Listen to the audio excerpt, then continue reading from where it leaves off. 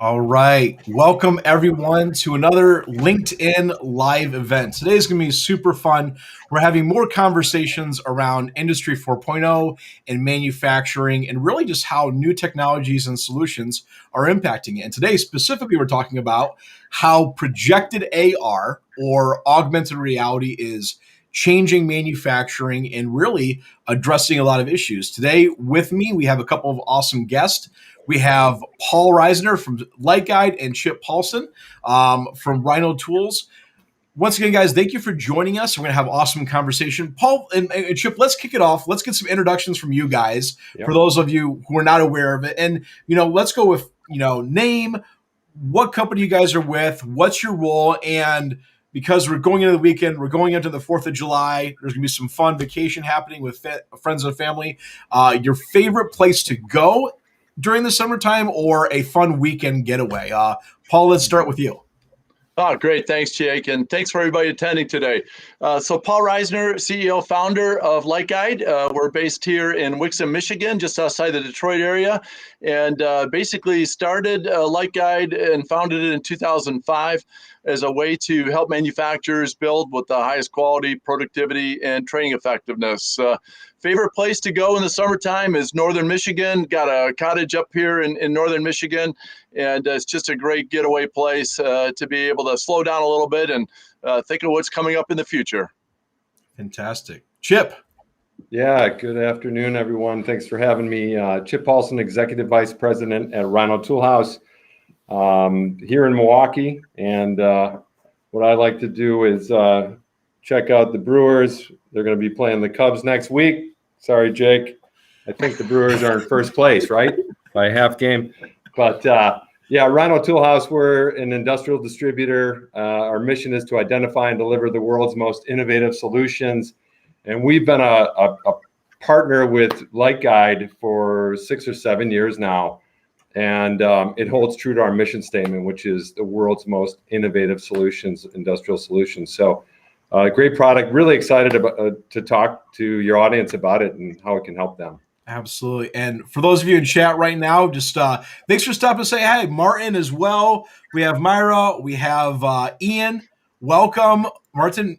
Welcome all you guys. And if you guys have questions during this conversation as well, this is the whole reason why we do a live event rather than a reported podcast or a Zoom presentation. This is the idea where you can interact if you have comments or questions or want to add something to the conversation about an experience that you've had around manufacturing or augmented reality. This allows us to have these conversations together. So Chris, thanks for joining us as well. And then Mahesh, Joe, Paul, welcome everyone. Great to have you guys all part of this conversation. So over the past couple of weeks, and I think, Paul and Chip, you've been aware of this. I've been sharing some really cool videos on Light Guide systems and solutions. A lot of fun stuff. I think the last video that we had on a poke yoke where it's a guided check for a human operator that over the past 2 weeks has gotten over 250,000 views, like 600-700 shares. So a lot of people in the industry are really enjoying this technology and seeing how it's impacting. I want to go back to where it all started. And Paul, you're the CEO, you're the founder of Light Guide. Where did this all begin? Why all of a sudden did we say, I'm going to make projected augmented reality? Or did it start with that? Because for the longest time, Industry 4.0 has been around, but the solutions really haven't never become viable. So let's hear how it got started. Yeah, great. Thanks, Jake. Well, manufacturing, even going back to the very first assembly line Henry Ford put in Detroit, has always just been this amazing intersection of people and machines and innovation and technology all working together, on a factory floor. And so, over the years, there's been many improvements to work instructions, including, not just the old paper-based work instructions, but even, monitor-based work instructions that have really helped to make workers build with the highest quality, productivity, and training effectiveness. And a little bit of my background is having worked in manufacturing for about 35 years, and having deployed many paper and monitor-based work instructions, I pretty quickly learned the limitations of those work instructions, which in many cases it was the right information, but not necessarily at the right place, and definitely not at the right time. So over years, there's been, more of a focus, very similar like GPS in your car, which has dramatically almost eliminated the requirement for paper-based maps in your glove compartment, to apply that same kind of work instruction philosophy to manufacturing with this great combination, again, similar to GPS, of the right information, right place, right time.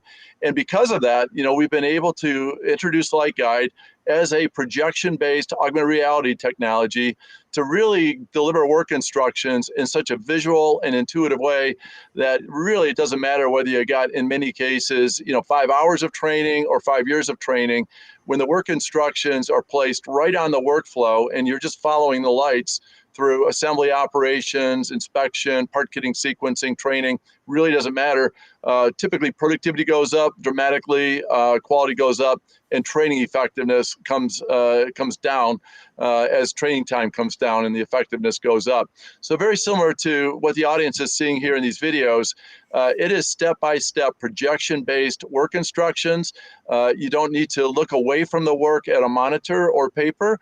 You also don't need to have a wearable on your head or a tablet. It's hands-free. You have both hands available. There's no batteries that need to be charged because you basically are hardwired to power, and we can interface with all your smart sensors and devices, as you see here, which includes torque guns, vision cameras, barcode scanners, PLCs, MES systems, all your standard Industry 4.0 technologies. So we're very happy to have Rhino Toolhouse as one of our key channel partners, especially with their strong knowledge on the torque technology side, to be able to integrate Light Guide together with a wide variety of the different smart sensors and devices out there in manufacturing today. Yeah.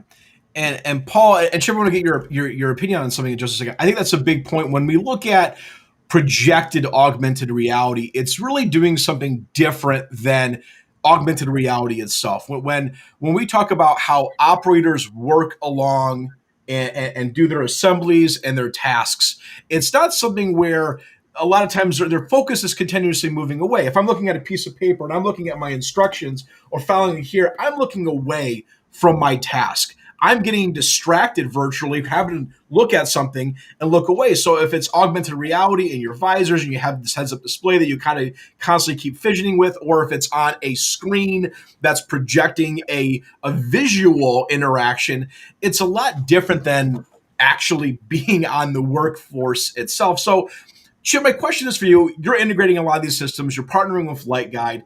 How is augmented reality impacting manufacturing now? And we're going to go back to the 3 to 5 years ago, but now, what are some things that you're seeing as a result of COVID, or even before COVID? I think everyone right now could talk about labor shortage as the biggest thing of constant employee turnover rates, training issues, and quality improvement.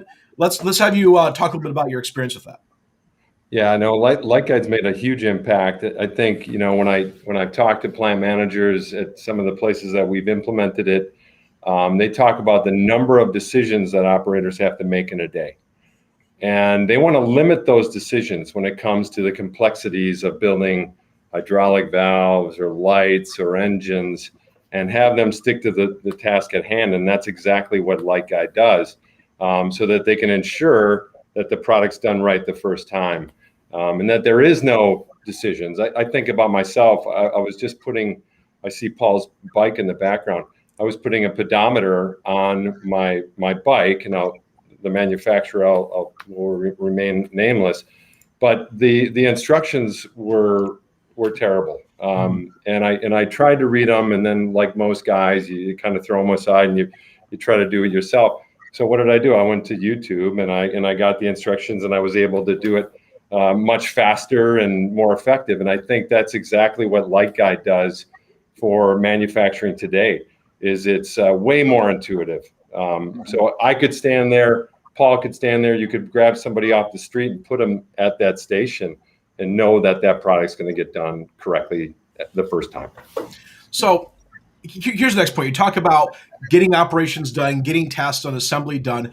People are going to say, well, why don't I just automate it? Why don't I just put a robot out on the floor with a vision system and just do 100% inspection? An operator never needs to touch it. Why would I want to have this system that still requires me to have an operator, working with it? What niche is Light Guide filling? Yeah, no, that's a great question, Jake. And so we get that question all the time, whether augmenting the work or automating the work is the best decision, right? And so, there's definitely places where automation is just a great fit, ways to improve safety on the work floor, on the shop floor, as well as being able to, do repetitive work, right? But there's also some limitations to automation. It's not very flexible, number one. And as we just came off of the COVID crisis, those manufacturers that were able to come out of it successfully had to pivot multiple times and had to basically make their operations as flexible as possible. It's a lot easier to do that with people and flexible workstations than it is, with automation. And again, everybody in my company, myself included, we all come from manufacturing backgrounds. So we've placed automation on factory floors many, many times. And what you often find is, if you do a Kaizen, a lot of times you have to Kaizen around the automation because you can't just pick it up and have it up and running in another part of the factory very quickly like you can with people and workstations. But the other problem is you put automation in, and many times, if you take a look at both the direct labor hours and the indirect labor hours associated with putting automation in many cases, total labor hours actually goes up rather than down. You may save some labor hours on the assembly line through direct labor hour reduction, but the maintenance labor hours, programming labor hours goes up. So if you look at it from a total labor hour standpoint, sometimes it's really not as much of a savings as you might calculate. Yeah, I think that's a great point. And Chip, anything you want to add on to that? Yeah, I think the payback of Light Guide, I mean, automation's great, and we do automation. I think that there's some things with dexterity that are needed with the human that automation just doesn't, have today. And then I think the payback with Light Guide is much faster, depending upon the size and scope of the automation. So that's two things where I think Light Guide kind of checks the box pretty quickly. The one thing that I think of is a lot of times manufacturers are so focused on the production side when the operator's on the floor next to the machine, how efficiently is things running? But from a business perspective, a lot of times they don't look at what it takes to get to that point. And I think a lot of times it has to do with operator training. If you're having an operator do this manually assembly, he's going through training and processes to make sure he's hitting or she's hitting the correct quality steps along the way. And I think that's one thing that Light Guide is not necessarily just a production process. It's a training process as well to ensure that we're putting in the correct steps at the correct timing and really creating a memory of what needs to happen, especially for products that have a large changeover. One of the videos that I'm going to pull up right now, I think is a great example of it. And this is his door panel assembly inspection, where we have all these different checks that we're wanting to view. And honestly, if I was an operator and I was doing this 8 hours a day, I get distracted. So why is this a good solution for a lot of complex different steps? Yeah, Jake, so this is a great example of a standardizing an inspection process, but it, also probably about 15% of everything we do is inspection related. The other 85% is assembly, training, like you mentioned, part kitting, sequencing, and even maintenance application. But as you can see here, when the work instructions get so visual and intuitive, it standardizes across all three shifts, the work that needs to be done. Everybody now is doing this work exactly the same way.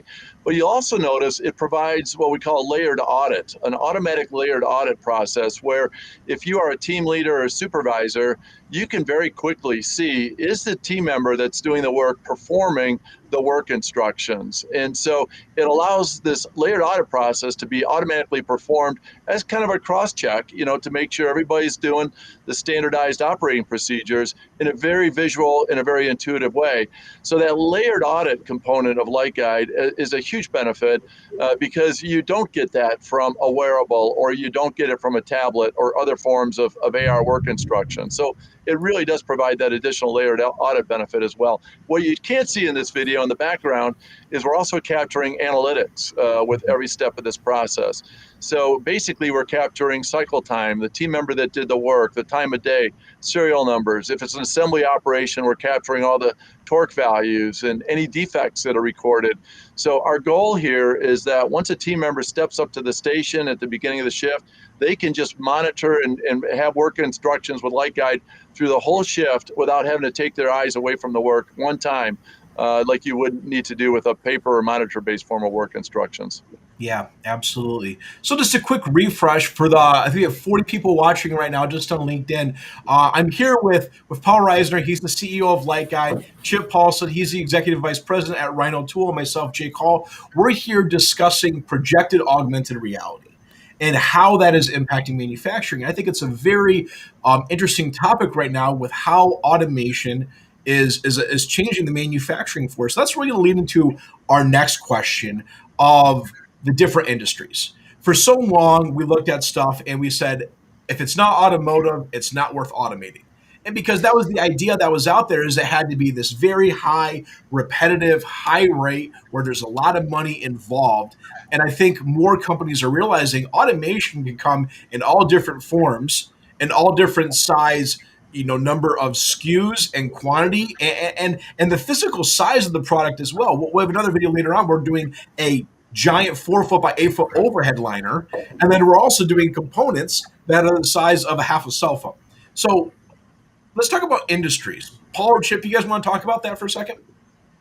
Yeah, I'll jump in. We're doing everything from medical, and that's, we've worked extensively here in the Milwaukee area on medical devices and implemented projects throughout the country on things like incubators and CAT scan machines and so on, to motorcycles, to recreational vehicles, to valves, to even windows. So aligning the hardware on windows is imperative. Even labels on products. If you buy an outboard engine or a motorcycle, you want to make sure that label looks perfect. And you'd be surprised at the number of products that go out the door where that label's skewed or even upside down. And so we've solved a lot of really cool applications with Light Guide in different industries. Yeah, just to add to what Chip says, the automotive market, Jake, you're spot on. It's basically always had this philosophy of every second counts and every penny counts on the manufacturing floor. And especially if you're building, at the volumes that the automotive manufacturers have always been doing. So, more of that mentality is now, basically getting moved into aerospace, defense, even medical, as Chip says. In fact, many of the folks that we're talking with in non-automotive verticals come from an automotive background to be able to apply some of the same airproofing tools and technologies from automotive into aerospace, defense, and electronics and other areas as well. So it's really interesting, to see that evolution occurring. And Light Guide is just a great way, when you are talking about every second counts, every penny counts, to make sure that, you don't lose productivity from people having to look at a monitor for information, as well as we all know, the best way to improve productivity is to improve quality. Yes. So if you can get your quality defects as close to zero as possible through work instructions that are very powerful and visual intuitive, you're already on the way to helping to improve your productivity as well. Absolutely. Yeah. Just so you know, I have a massive thunderstorm going on right now. So if all of a sudden I lose power, I think it's coming your way, Paul, right now. But man, we just had a massive one. I could feel it shake the house right now. And I hear my kids upstairs running into mom's room. That one woke them up for their nap time. But one thing I think it's great to know is when we look at automation, one of the first things that I always hear is, well, how is that going to affect my production? How many more parts can I make an hour? And it's not it's more than that. It's not how many parts can you make an hour. It's what's your quality rate of the parts that you're making. And Chip, add on to that. You had a great story we were just having before we went live on quality. Yeah. We reached out to a bunch of customers, and this is just an email. The name will not become. I'll not say the name, but yeah, they went from close to 700 defects down to about 6, annually, and then that was in 2019 to 2020, and then in 2021 that went from 6 to down to about 2 using Light Guide. So those are supplier defect reports. Hard numbers. The payback, as I mentioned, is within weeks after implementation. The other thing that a lot of people talk about is the built-in quality checks. Mm-hmm. So you build a product with Light Guide, those quality checks are built in because you cannot advance unless it's there, and you don't have to have the next station where there's some kind of vision system or more people. So you've got those built-in quality checks, and that's what people love about it. Yeah, and I think this goes into a great question. We have one of our questions that popped up. I'll bring it on screen now, and this is from Eamon. Eamon, I apologize if I pronounced your name wrong. Jake, what are the implications within the medical manufacturing industry with regard to process validation and compliance? And I think, Chip, you just brought up a great comment about making sure you have to hit the next step of the process before you can continue to the next one. So can either of you guys, add on to that more? When you're seeing these industries in the medical industry, where have you seen, process improvement or hitting that compliance where it's forcing operators to make sure they're doing these step-by-step processes rather than kind of running off on their own? Yeah, great. So we've also, like Chip said, put Light Guide into a lot of different medical applications. We always say it doesn't matter whether it's pizzas, pacemakers, or powertrains. We can help improve those operations, whatever it might be. And relative to medical, we've deployed Light Guide into some FDA certified medical companies, obviously. And Light Guide has been proven and certified from a repeatability standpoint, et cetera, and traceability to be able to match up, within those requirements within some of those medical facilities and deployments that we put in.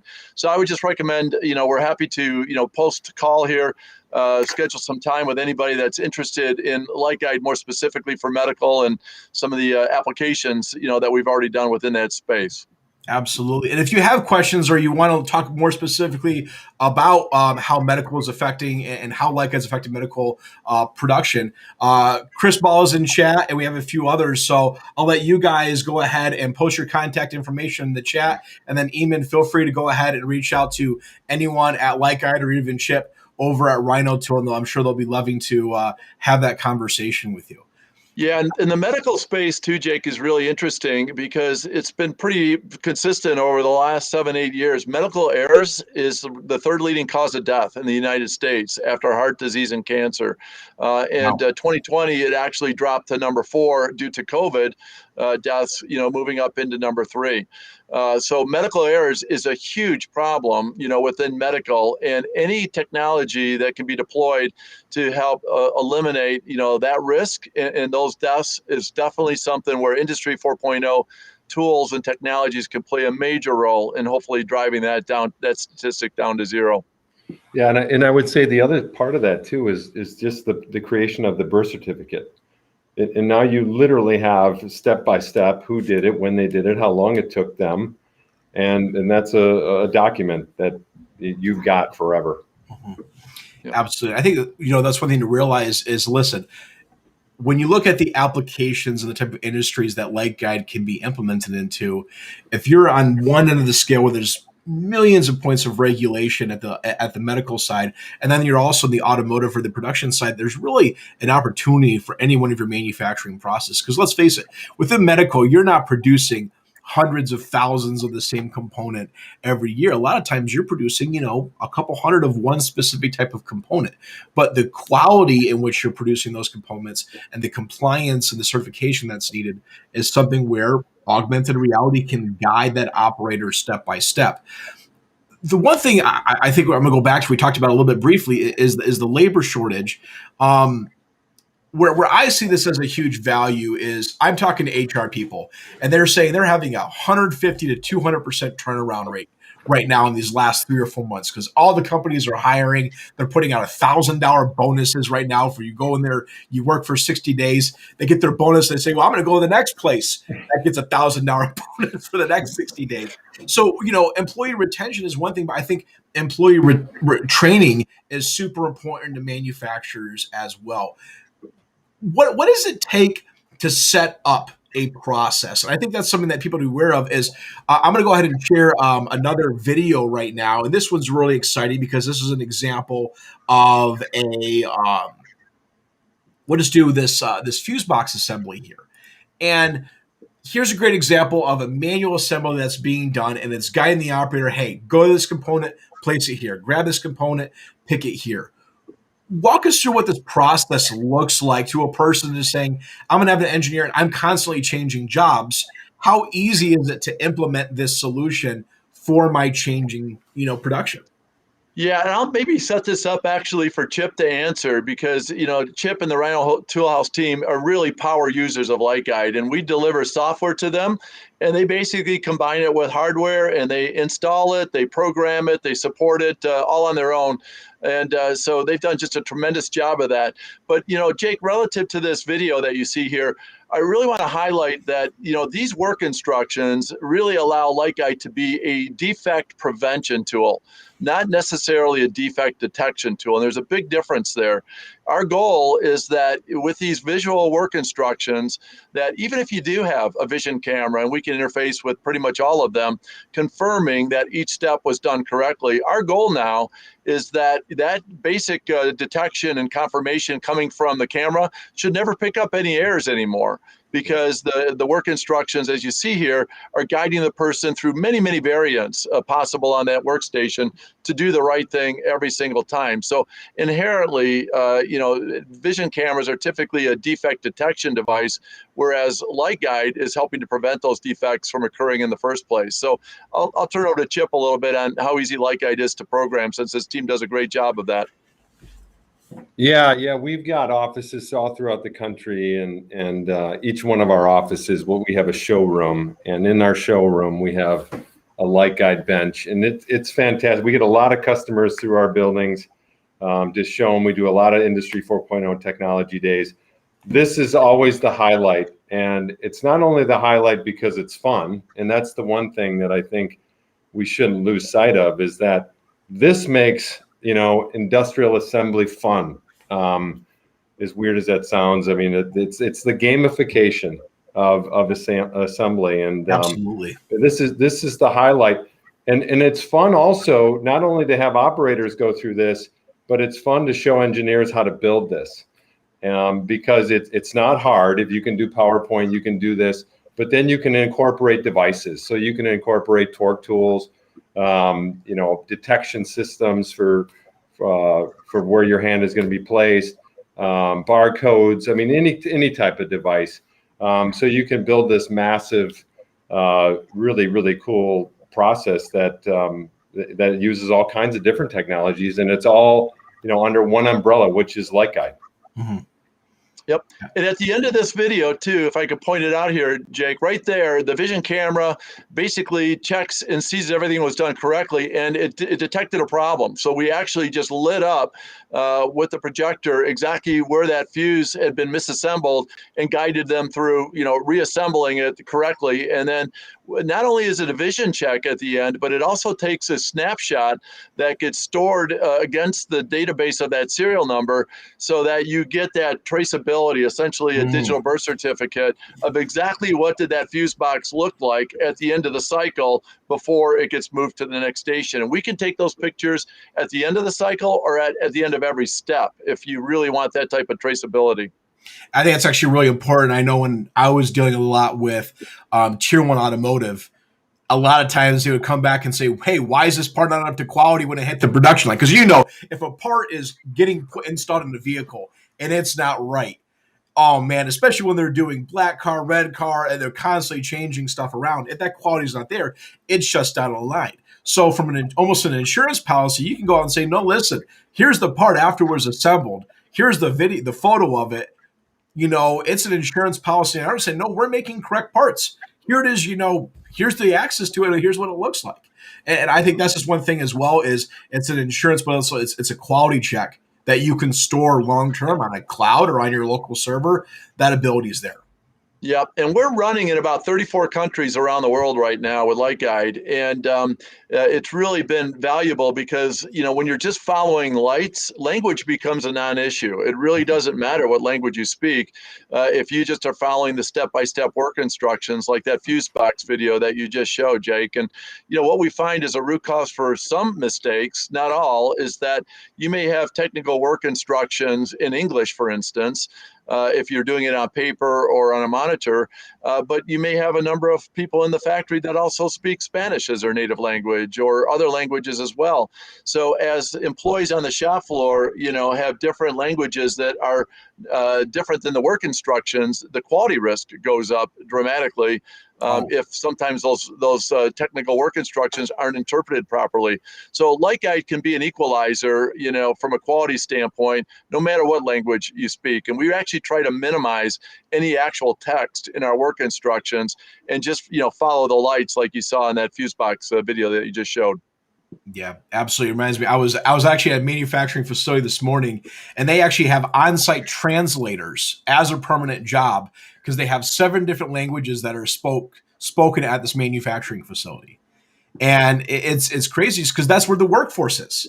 It's people are trying to find jobs. People are and companies are hiring anyone and everyone. And you might have some people who can put parts together who might not necessarily be, illiterate, who can read, but you want them to be able to still have that process and learn and follow instructions. I'm actually going to jump to another question right now, and this is from Steven. I know, Chris, you answered this in chat, but I want everyone to see it as well. And this question is: in a fast picking process, unlike the car door example, can Light Guide keep up with the operator, or is there a challenge for it to keep up, or a lag sense, really slowing down the operator? So at what rates can we actually use Light Guide to guide us through a process? Yeah, I'll give you the quick response there. And again, happy to dive into any of these in more detail later on in separate calls with the potential, interest on Light Guide. There's really 3 different ways that we can, what we call, confirm at the end of every step. The guidance basically is very quick and can be self-paced by an operator through virtual push buttons or foot pedals or a lot of different ways where the operator basically paces themselves, through the work. So that's really option 1. Option 2 is that confirmation at the end of a step can come in from any wide variety of different smart sensors and devices, such as vision cameras and torque guns and other types of devices like that. So that's more of an automated confirmation at the end of every step. But the third one that we can also do is basically advancing automatically through every step of the process based on a standard time that matches up with the overall takt time requirement. So in that particular case, as long as the team member is keeping up with our lights, they'll always hit the standardized takt time requirement on that line as a part of a really balanced one-piece flow methodology up and down the line. So that's option number 3. And for those fast-paced operations, like your audience just questioned on, we can basically set that up to be fast-paced and in a very fast environment. We've done that in many cases, Jake. Yeah. And I want you to take the inverse of that is, we can, Light Guide, as you mentioned, is able to keep up with high rates, but can it also slow people down? I know that's a big discussion around single rate production versus an operator who's just out there and he's making triple, quadruple the parts as the next guy in line. Yeah. Can we also control the rate of production? Yeah, I just had a conversation with one of my sales guys down south in South Carolina, and that was the problem that Light Guide solved. Was the operator was batching, doing partial buildups of 4 components, and then he would, finish the next step of the 4. That's not what the manufacturer wanted. They wanted them to do, one piece at a time. So I think, it just depends on what you're trying to force and the behavior you're trying to have them do, and Light Guide can do it. I think of this as another example of when you have multiple operators working on the same system.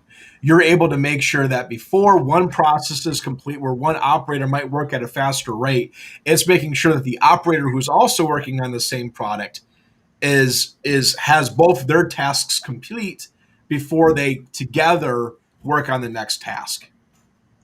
Yeah, couldn't agree with you more there, Jake. I mean, this is a really great example of just another totally different assembly application of Light Guide. And over the years, since we started the company in 2005, we've done pretty much every combination of high mix, low mix, high volume, low volume, type of applications with Light Guide. And what's really interesting about this particular video that you're showing right now is, best practice before a Light Guide here was very small scribe lines that had to be scribed onto the backside of this automotive headliner that you couldn't hardly even see, on these scribe lines where to place a foam block or a wiring harness or the tape. And so that was problem number one. And the manufacturer is also paying, a little bit of a piece cost to have those scribe lines put in there. And then when you have to change it per an engineering change, you got to go back to the supplier of the headliner and have them put a new mold in place, to show the foam block moving 10 millimeters to the right or whatever it might be. With Light Guide, it's obviously very bright, and you can see it no matter what the ambient lighting is in the factory. And if you do make an engineering change, as Chip knows, you can do that in many cases in seconds, right on the part itself with your own people, if you're the end customer or a channel partner, without having to, do anything other than, it's almost like PowerPoint, take that graphic and move it over 10 millimeters to the right per the engineering change, and now you've got it already established. So it provides a lot more flexible operating environment on the factory floor to be able to react to changes, as we all know, come up on a regular basis. Yeah, I remember when I was working at Machine Builders and they would do overhead liner inspection. I think this is actually where I saw one of your systems, Paul, years ago. This would have been 6 years ago. But beforehand, we were literally taking, I'm not even exaggerating, hundreds of red dot photo eyes. And we would have a fixture above, and you've probably seen this before when you were working at the applications before this was around. You would have hundreds of photo eyes projecting dots and lines down onto the surface. So you know how much of a nightmare it is when one photo eye is off and then you have a guy up there literally with a piece of paper trying to cover which one, what photo eye or what line is off to tell the operator to shift it down. It's a completely different world now where we're working now on a part that's 4 feet by 6 feet in dimension, a large scale application in a bright environment that we can guide operators working on. Yeah, exactly. And it's there's a couple of really interesting points on this video relative to guiding them through the glue bead operation, which is a very big pain point, quite honestly, where first shift after 4 or 5 cups of coffee might be running the glue gun really fast. And, second shift, third shift might be a little bit slower. And so you're going to end up with a, glue bead that's thicker or thinner, depending on the speed of the glue gun. So we're not only showing them on a few steps here the exact route of where the glue needs to go, but even the speed that the team member needs to run the glue gun to make sure across all 3 shifts that glue bead thickness meets the specifications. Yeah. And I think we could all agree when we're putting in these foam blocks that, this is now getting put between the metal carb frame and where our carpet's at. That's where an overhead liner goes. And you can see right here, when you look at this little open spot, that's where your dash is. So a lot of times that's where your garage door openers can be and all that stuff. So this is the top part of a vehicle, in case people who are watching this video don't know what an overhead liner is. But you're also going to know if a foam block was not installed properly, because you're getting that rattling when you're going down the highway at 72 miles an hour and you're hearing that, that vibration. That's probably because the person might not have put that foam block in the correct location. And that's the importance of when we're literally talking about putting a foam block an inch this way versus that way. It does make a difference, because you're going to notice that in the vibration and the squeaks of your car when you're driving down the road. Yep, exactly. Now, the analytics too, Jake, also allow you to see in real time, without having to go out there and do a periodic stopwatch time study. You're getting a real-time time study here for every step of the process. And those raw analytics can be basically uploaded into a Microsoft Power BI or some other analysis tool to be able to see in real time across all your manufacturing manual processes now around the world. How are they performing? Who needs more training? And then, where the industry is going now is you can also take that data and bolt on a machine learning or an AI package and start to have that system now provide recommendations on how can you optimize, those processes based on that data. And maybe it can take some content off of step number 8 and move it over to step number 5. And now you've broken a bottleneck, on that line or whatever it might be. So that data becomes amazingly powerful to be able to not just see how your operations are performing, but even be able to use it to optimize your operations in real time. Absolutely. So as we go to the last about 10 minutes of this conversation, I want to bring it back again. Thank you guys for joining us live on LinkedIn, on Facebook, and on YouTube. Today we're talking about projected augmented reality and really how that's impacting the manufacturing workforce and really how it's changing and adapting and how it's addressing the labor issues and quality check issues and production issues. So my next question for you guys is, how large do you see the virtual and augmented reality consumer market getting? Where do you see this technology moving down the road, and what's that going to look like? I personally, I have my own opinions on it with Industry 4.0 and augmented and virtual reality being one of those in manufacturing. We'd love to hear your guys' thoughts on what's your forecast look like 5 years. What applications are companies currently not using it for that they could now, or where do you see future applications that might not even be available at the moment? Yeah, I'll start real quick. And it's accelerating, and I don't know if it's because of COVID, it's because of the labor shortage, as you mentioned, Jake. But even things like Spot Guide, which is another product by Light Guide by Solutions, has been tremendous, and that's a kitting process where we're doing. It's a room of 100 feet by 50 feet, and we're projecting on the right parts for the operator to pick as they're kitting before they bring it line side. And I think there's a tremendous amount of errors in the way that most companies currently do it. And with Light Guide, we can solve those errors. We've got some business cases where we've gone from, again, a high number of errors down to virtually zero over the last 18 months. So I see that as a big opportunity, as well as I think it's such a great first step. Mm-hmm. The Industry 4.0, people always say, hey, how do I get started? And this is it's like a no-brainer to me. Mm-hmm. It's a low investment, it's easy to deploy, and once you deploy it in one station, you do 2, and then 4, then 6, and then you can marry them all together. So it's very easy to deploy, I guess. So I think it'll happen more and more. For sure. Yeah, and it's interesting, Jake. Wayne Gretzky had a famous quote: "I don't skate to where the puck is; I skate to where it's going." And it's really interesting in the AR market. It's so much of it right now has been changing over the years. And you had Google Glass that's kind of come and gone a few different times, and other technologies like that. So the market really is looking for proven and practical AR technologies that could run 24/7 for years at a time and still be able to deliver results. And the good news is that, we're able to do that with our different products. And like Chip mentions, we do have a suite of products. So we really want to be considered as a companies and customers one-stop shopping for all of their AR work instructions, whether it's projectors or even a wearable. We've got the ability to take our software onto a wearable and deliver work instructions for those applications that don't lend themselves well to a projector. Our software is powerful enough to be able to do that. And then the Spot Guide product that Chip described, and even putting work instructions on some other hardware devices as well.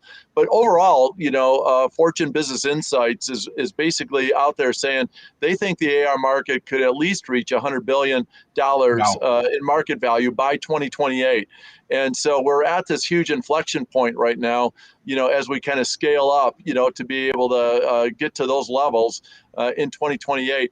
And I think, with a lot of the focus right now in the electric vehicle space, that market could even be larger than that, because you've got all of the, legacy internal combustion engine manufacturers switching over as rapidly as possible to the EV space. And in many factories, they're building both older internal combustion engine parts and everything else along with EV parts. So the variation is going up dramatically in those factories. And augmented reality and light guide can really help to minimize or eliminate the risk, even at high variation on workstations. Absolutely. No, it makes total sense. So I have two more questions for you guys, and then we'll go ahead and we'll get close to wrapping things up. When should companies start looking at this as a solution? If we have a head of manufacturing on the floor, director of operations, when's a good time to start? When they say here's a certain situation you have, or here's a problem on your floor, when should we start entertaining the idea of using projected augmented reality? Yeah, I'll come back to what you mentioned earlier, Jake. Light guide for training is literally a no-brainer. We've delivered ROIs for training in about 6 weeks or less. So it's a great way to get started. Whether you're a small or medium enterprise company, all the way up to the largest multinational companies in the world, because for two big components, if you're doing light guide for training, you're able to basically have light guide deliver a very standardized training process. So your employees are learning the best practices right from the very first cycle that they run. And secondly, the people that are doing the training for other employees today or of other employees get freed up now when light guide's delivering that training to go build a product or go solve problems or do other value added work rather than just having to train people. So that 6-week ROI is pretty consistent for many of our customers. And then once they have a light guide training station, they can also use it to do proof of concepts for, I want to put a system on the assembly line. I'm going to kind of model that on the training station. So it's a really interesting value proposition and able to basically be used for multiple different training applications, but even modeling some other different applications where it could go in a factory. And I'm sure Chip's got some great insight into that question as well. Yeah, I mean, a lot of our customers do PFMAs and risk assessments, and I would say if your company's doing that today, and they have some scores that are in that higher range, then consider it, because it will solve your problems. The second one is I was going to say the same thing, Paul. The proof of concepts. Contact Light Guide or Rhino Toolhouse. Let's talk about your application. For a small charge, we can do proof of concept. We take your parts, we prove it out for you. It's a great way to get started, super low risk. And the other thing I'd say is if you have to put your best operator at a station, if that's in your brain, then you need to consider Light Guide. That's a great point. If you have to specify operators to run specific processes, that's when you're worried about quality. That's a huge risk, So that's just the basic litmus test that I would ask any manufacturing engineer. Yeah. So there's the takeaway, folks. I love that. If you're having to designate your best operator to perform a specific task, maybe it's time you evaluate that task using augmented reality. That's right. Exactly. We also, Jake, like to spend a lot of time in rework cells on the factory floor. And we're in factory floors all around the world. And if you go into a rework cell, and as soon as something comes out of process and goes into rework, the quality risk goes up dramatically, because it's out of your normal process flow. So ultimately, Light Guide should be deployed at those stations upstream that are causing most of the rework to go into a rework station. So if you go in there and you look at the rework today, that's a really good example of where are your problems as of today that you haven't been able to solve upstream. And if Light Guide can help solve those problems upstream so they never occur in the first place, our goal is that you walk into your rework cell a few days or weeks later and there's no rework anymore because Light Guide was deployed on that upstream assembly station or part kitting station or whatever it might be. Absolutely. All right. Well, Paul, Chip, once again, thank you for joining us live on LinkedIn, on YouTube, talking about projected augmented reality. If you guys have more questions, we had the links in the chat. Chris has been doing an awesome job sending those. Go ahead and email info@lightguidesys.com. That's info@lightguidesys.com. Or you can go ahead and go to their website And well, that doesn't show it, but you can go to their website at lightguidesys.com. And Chris, if you want to post just those two, that information, I can highlight that up in chat. But yeah, Paul, Chip, any last words that you guys want to add to this conversation besides the Cubs are currently in first place and the No. are currently in first place in the NL Central, and I'm not for sure what those Brewers are doing. I would say it's an easy first step towards your journey towards Industry 4.0. Yeah, it's a no-brainer. And I think, Jake, the timing for this review today is just perfect with us onshoring, more and more manufacturing here to the United States, but also needing to hire and train people in manufacturing very, very quickly. AR can definitely help do that. And we look forward to talking to anybody that's interested in that going forward. So really appreciate everybody's time today. And thanks again for having us on, Jake. Fantastic. Thanks, everyone. And everyone have a great weekend. And 4th of July is coming around. So everyone have a great Independence Day as well. Great. Cool. Thanks, everyone.